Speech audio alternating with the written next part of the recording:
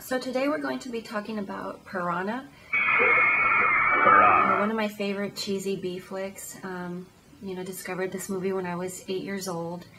I honestly not really too sure if I remember or knew what a piranha was at that time, but after that film I definitely did become aware of what a piranha was and what it does, which is pretty obvious. So the film is produced by Roger Corman, filmed by Joe Dante. Basically, we do open up. We have a pair of kids, just backpacking through the woods. They come upon an abandoned facility, and they decide to take a skinny dip in the pool. Unfortunately, they didn't realize that there are piranhas in the pool, so they wound up losing a lot more than their clothes. And so basically, Heather Menzies' character, who is Maggie. I believe she's an insurance investigator or some odd. Hi, I'm Maggie McGowan. I work for a skip tracing company. What's that? We find missing people. She's hired to find the children or find out what did happen. Eventually, she does come upon the facility, gets the bright idea of draining the pool to see if there are bodies in there, and unfortunately releases the piranha into the water supply. We later do discover that these piranha are not just regular, plain, boring, flesh-eating piranha. They're actually a biologically engineered strain which can not only survive in freshwater but saltwater as well. So we are now in a race to not only stop the piranha but save people within the local areas. One of the places that they are searching or racing to get off to is, of course, the summer camp that Paul's daughter has been staying at. Luckily, her fear of water does save her, and fortunately, no children really do die. There's more of just a few minor injuries. Of course, the piranha are also on their way. On the other side of the camp is a resort, Lost River, which was actually Aquarina Springs and a theme park, which was in San Marcos, Texas. So the majority of the guests wind up being eaten by piranha, so we also do have a bit of government involvement in the film. Along the way, they are trying to poison the water supply, trying to take out the fish, trying to prevent them from killing people, as fish tend to do. So take that into consideration this Lent season if you're Catholic. And so their attempt obviously fails because they're the government, and they don't learn their lesson. They go for another attempt, and they don't realize that the fish have found a different waterway they've been bypassing. So Paul recalls that there was a submerged facility. He decides to take a dive underwater, releases the toxic waste, and supposedly we do knock out the fish die, yada yada. What they did not realize is that some of the fish did get away, and the closing scene is, of course, the beach. So obviously they've made their way through the ocean. I actually really do think it is a great film. I really, really love it. It might be cheesy as hell, but it makes me happy. So earlier this year, I actually also did take a trip out to what is left of Aquarina Spring. It was purchased by Texas State University, and it is now part of the school grounds. There really isn't too much of the grounds left. I mean, if you've seen the movie, you can definitely pinpoint and pick out some of the locations. All I really did do mostly, I did walk around some of the locations. I also took a glass bottom boat tour, which are actually the original boats that were used in the film. These are actually antique boats, and they are restored every so often. But I think it's just a really great film. I really appreciate the fact that it's a B flick. It doesn't take itself too seriously. There are laughable moments in it, but it also does poke fun at itself. You know, it basically just kind of revels in its own cheesiness, which makes it all the more enjoyable. And you know, I really, really do love this film. It's definitely one of my favorites as far as the B flicks are concerned.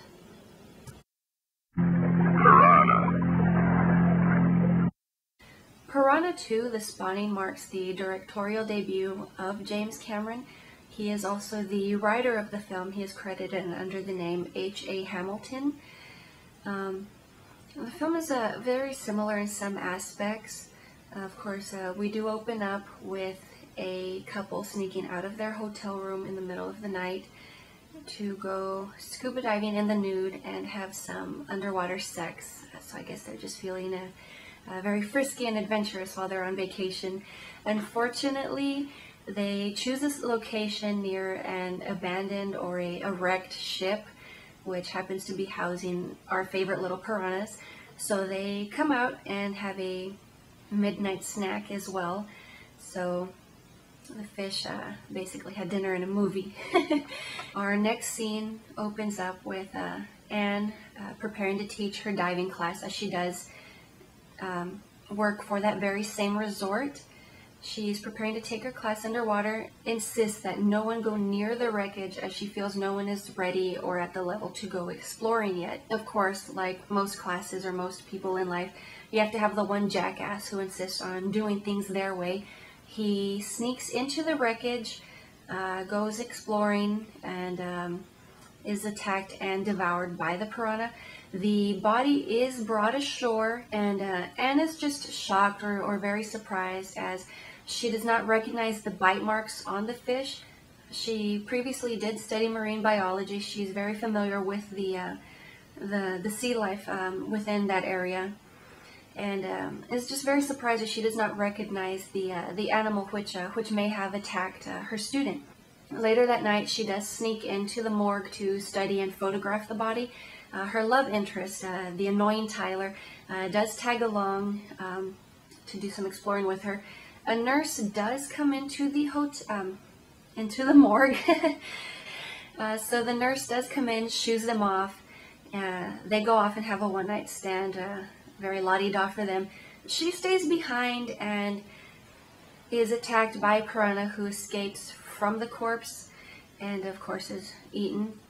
The following morning, she does go out and informs her boss of what she has found. She explicitly says that she refuses to do the underwater diving classes.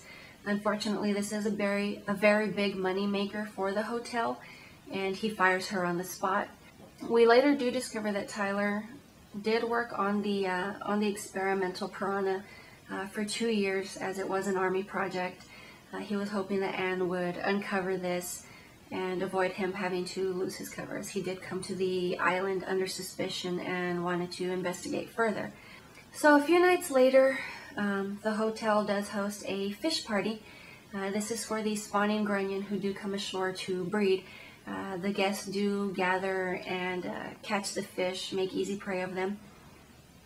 What we also discover is that the piranha are also spliced or partially mixed with grunion. It is also their instinct to come ashore and breed. In turn, the guests who were hoping to have a quick and easy meal wind up becoming the buffet. They do hole up and are trapped inside of the hotel, basically cannot leave or go anywhere until daybreak, as the piranha are attacking. They do go back, or they do retreat to the sea, as they are not very fond of the daylight. Tyler and Anne in turn take advantage of this weakness to head out to the wreckage and plant some explosives in order to eliminate the fish. And one thing that I did notice while watching these films is that not only is there a lot of things in common as far as the nudity. Unfortunately, this film has a lot of bad cleavage, which was better left out. They always end in an explosion. There's always an explosion which is meant to deal with or eliminate the fish.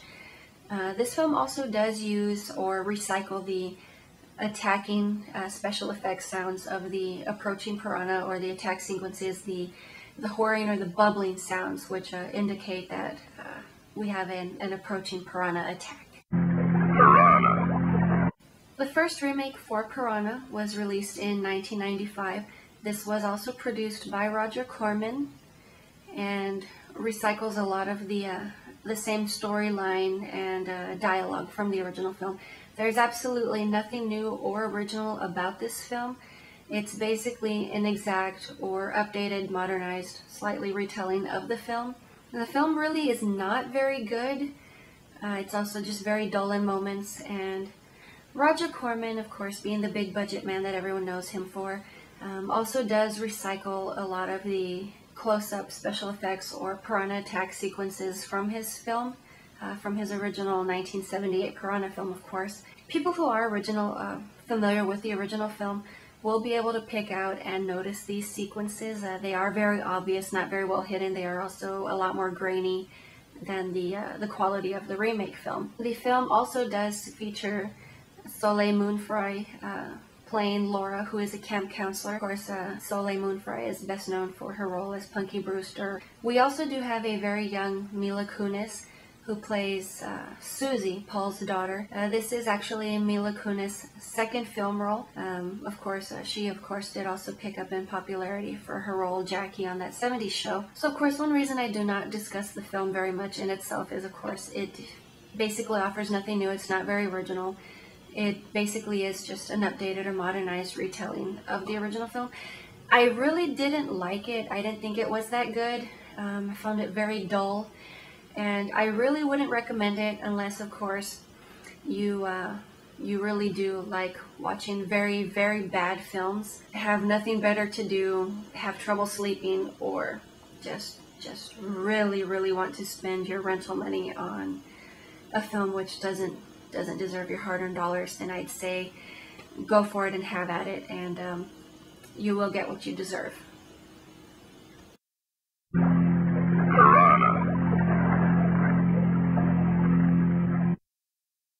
Piranha 3D marks the second remake within the Piranha franchise. The film was released in 2010 and takes place on Lake Victoria in Arizona. The opening scene of the film features of course, a fisherman. We do have a slight earthquake sequence, which causes a rift at the bottom of the lake, creating an opening for the prehistoric piranha to escape or releases them.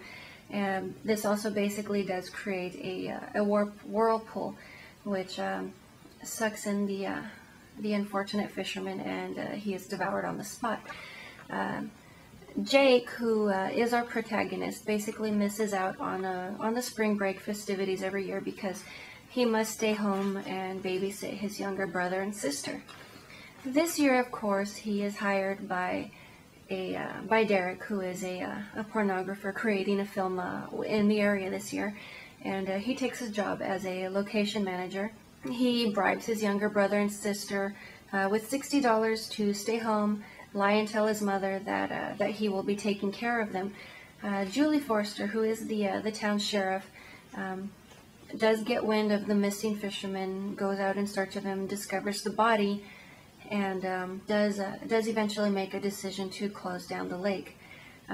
Jake's younger brother and sister, who were of course supposed to stay home, decide to go fishing, become marooned or stranded on a sandbar island due to not properly tying their canoe down, and are basically trapped but safe from the fish for the meantime. Jake eventually does happen across his stranded brother and sister as the boat does glide past the island, and with the threat of informing his mother, who does happen to be the sheriff, Derek agrees to stop by, pick up the children, and does become annoyed because he is falling behind on his film schedule, speeds off to try to make up for lost time, and unfortunately shatters the glass bottom of the boat on some very large rocks at the bottom of the lake. They also in turn do become stranded. The opening does create an opportunity for the piranha to enter and attack the passengers. Unfortunately, Kelly is the only one who is trapped in the bottom cabin. During this time, Jake's mother does arrive. She does manage to get the majority of the passengers off of the boat. Unfortunately, Kelly is still trapped. Jake refuses to leave without her. He takes this opportunity to toss Derek's partially devoured body over the side of the boat to create a distraction. He dives underneath the boat and enters in order to save Kelly. He takes some rope with him as well. He does fasten this around both of them, sets off or releases some propane in the cabin, and lights a flare. Fortunately for them, Jake's mother does start up the boat and drive off with just enough time to pull them out of the explosion. They do manage to kill or destroy the majority of the piranha, and unwittingly to them, they do assume they saved the day. They later do discover that these are actually just baby piranha.